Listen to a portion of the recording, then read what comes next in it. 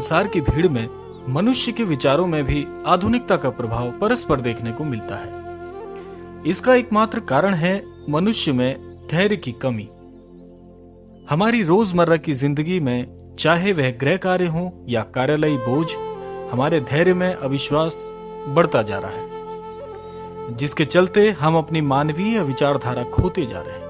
वह नैतिकता त्याग कर स्वार्थी हो रहे हैं। महाराज जी द्वारा सदैव यह एकमत तौर पर उन्होंने कहा है कि जीवन को सुचारू तौर पर जीने हेतु आपको अधिक संसाधनों की नहीं बल्कि सही नैतिक विचारों की अति आवश्यकता है, क्योंकि एक कल्याणकारी विचारधारा ही एक कल्याणकारी व मंगलमयी जीवन की मूलधारा बन सकती है।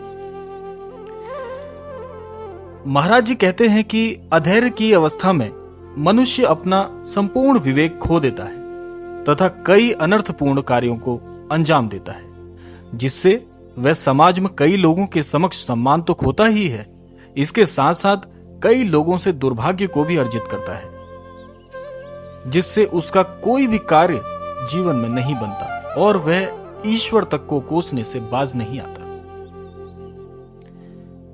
यह तो वही बात हो गई कि गलती भी अपनी और दोष ईश्वर का।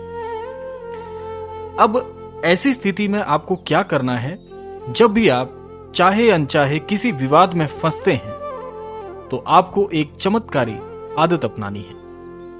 महाराज जी कहते हैं कि क्षमा करना सबसे बड़ा तप है। जी हां, यह आदत है क्षमा करने की आदत। आप लोगों को जीवन में उनकी गलतियों के लिए क्षमा कर दीजिए, क्योंकि ईश्वरीय विधान में भी इस बात को कहा गया है कि दंड देना केवल ईश्वर के हाथ में है।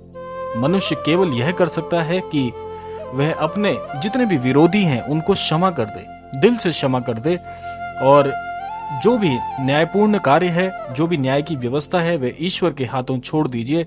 आप पाएंगे कि आपके मन का बोझ हल्का होकर ईश्वर के पास वह चला जाएगा, और जो भी दंड है या न्याय है वह ईश्वर स्वयं देंगे, लेकिन आपका मन अवश्य हल्का हो जाएगा।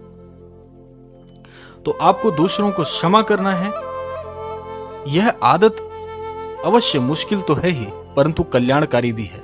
जब आप किसी को क्षमा करते हैं तो आपका समाज में सम्मान तो बढ़ता ही है, इसके साथ साथ लोगों से सौभाग्य भी प्राप्त होता है, लोगों से दुआएं मिलती हैं। जब आप उस सौभाग्य को, लोगों की दुआओं को अर्जित करते हैं तो आपके जीवन में चहुमुखी सौभाग्य का प्रवेश होता है। यानी कि आप यह समझ ही नहीं पाएंगे कि सौभाग्यपूर्ण इतनी सारी सूचनाएं आपको चारों दिशाओं से प्राप्त होगी कि ऐसा लगेगा कि जीवन में आपके एक नए प्रकाश का उदय हो रहा है। आपको दुर्लभ से दुर्लभ कार्यों में भी स्वतः ही सफलता मिलनी शुरू हो जाएगी।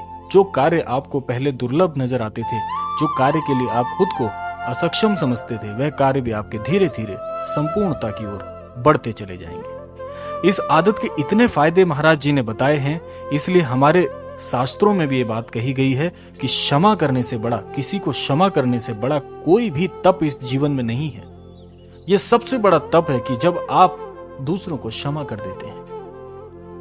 यह आदत आपके भाग्योदय में बहुत बड़ा योगदान निभाने वाली है। यदि ये आदत आप अपने जीवन में इसको प्रवेश कराएं, अपने जीवन में इस आदत को बनाएं, लोगों के प्रति आदर रखें और लोगों को उनके सभी कृत्यों के लिए, अपने विरोधियों के सभी कृत्यों के लिए उन्हें क्षमा कर दें, तो आपके जीवन में स्वतः ही भाग्योदय का आना 100% सत्य है।